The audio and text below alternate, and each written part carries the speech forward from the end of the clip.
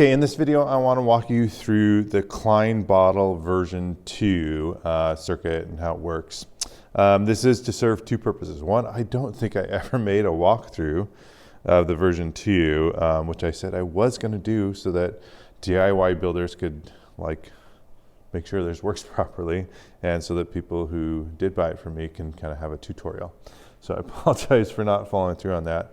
But also, there's an Indiegogo campaign that has this as an option.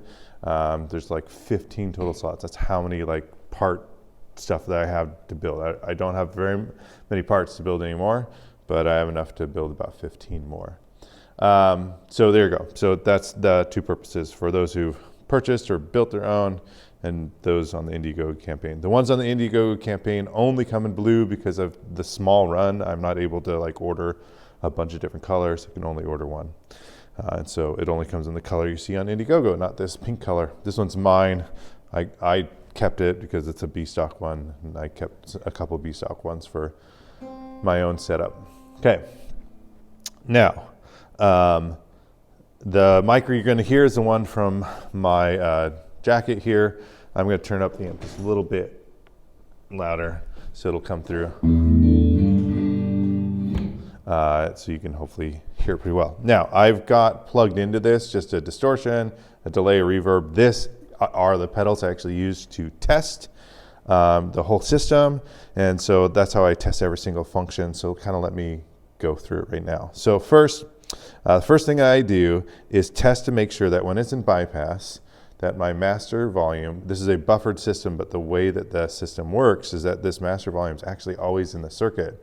But I designed it when it goes into bypass to always yield a unity gain signal. So I play something and change the volumes and see if I can perceive any change. And if I can't, then it's the parts are in there correctly and such. So that's the first thing I do. And then I usually turn it down a little bit right there, turn the first unit on. This is my reverb. And I've got the reverb way up so that it's obvious when things happen. Anyway, but here's my high pass filter, which will cut the low end. So if I turn it down, low end is not cut. In fact, if I turn off that reverb, it might be a little more obvious in this video. And if I turn it up. Oh, and by the way, I should take away the dry signal here, so it's even more obvious. So here's the no bass cut, here's a lot. See how much? It's so drastic that it's just the treble end. In fact, I'd have to turn this up and that up probably for you to hear it in the mic. Okay, so it's a huge cut there and anywhere in between. And then there's my treble, brighten it up, or I can cut a lot out, and I can cut a lot out. Make it very just bassy.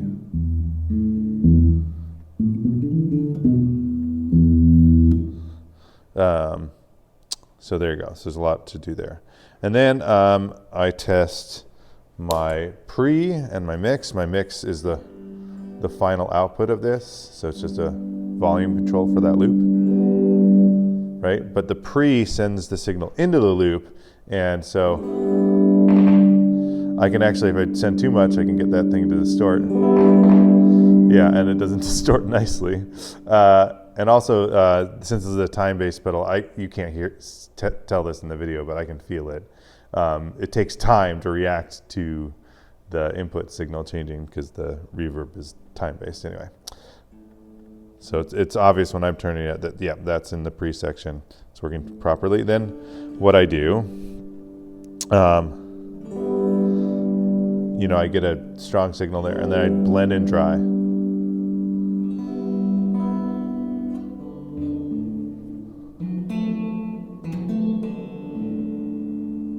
Okay, and then while the dry is blended in, I flip this switch. And the sound should change in some way.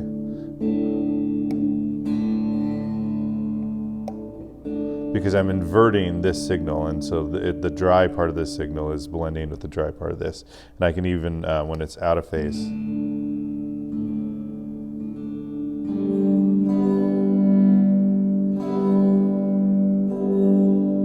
usually find a spot where I basically am left with just the reverb signal. So anyway, so there you go. So that's that thing there. And then I move on. So I deal with these last in my testing. This is my feedback, so I'll deal with those last. And then I just kind of do the same process. So I go to the next one here.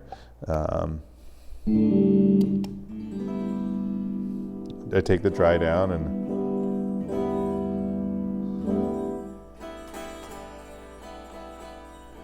okay, good high signal, very dull, brighter, great. Okay, I'm going to turn that delay echo way up there.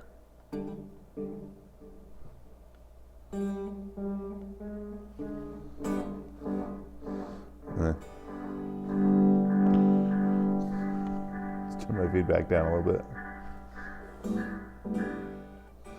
Mix is working great. Let's add in that dry. And in this one, what I notice is that when it's at 0 degrees, so I haven't inverted this, the dry signal is actually quieter when I mix it in than when I mix it in here. So let me show you that again.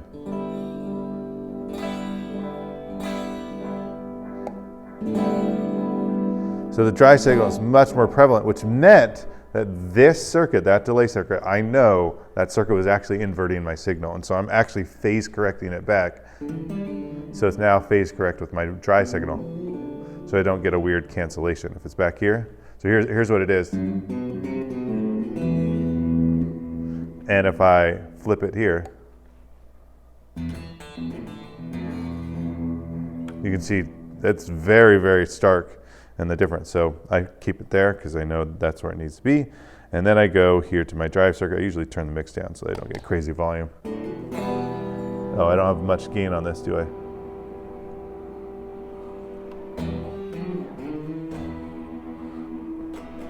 And this one's usually a lot easier to tell what's going on if I turn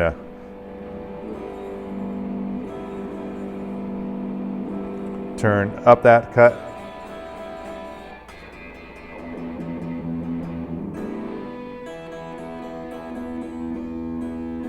Treble, so there's the bass treble, okay?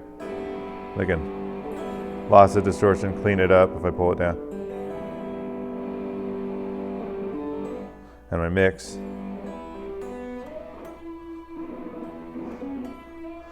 And believe it or not, if I blend in my dry signal, not only can I, hear the dry signal, if I flip that inversion switch,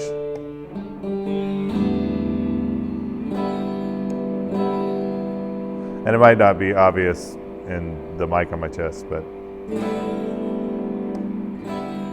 the way it blends changes because of the inverted signal. Now, this of course has got a lot of hum because I'm right next to the amp.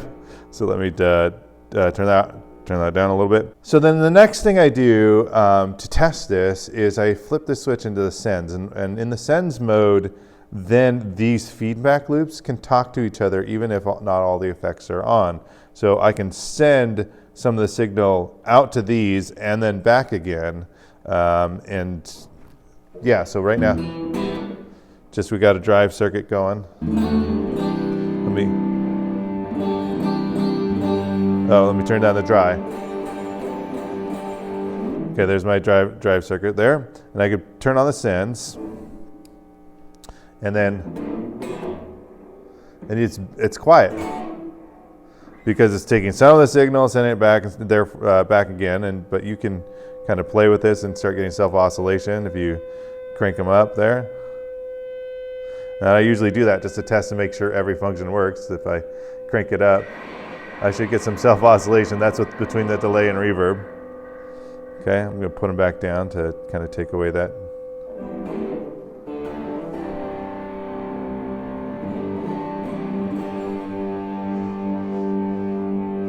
Okay, and then I flip it into the trails mode. Now the all trails mode allows me, even if this one's on, to hear these two. So if I do that, I'm not just hearing the output of this.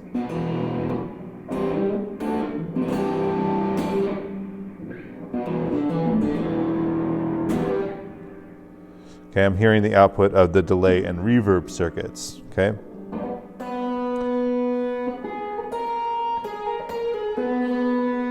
Versus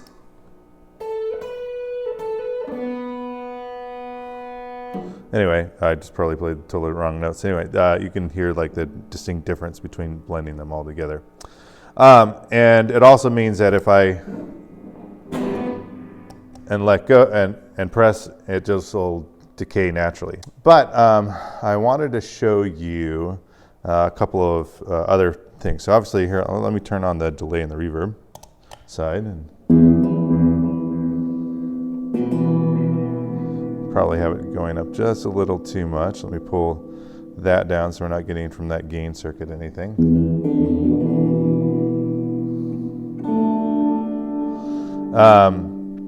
If I were, so this is not in trails mode, but if I were to press and hold down these at the same time, they're going to still decay naturally until I let go.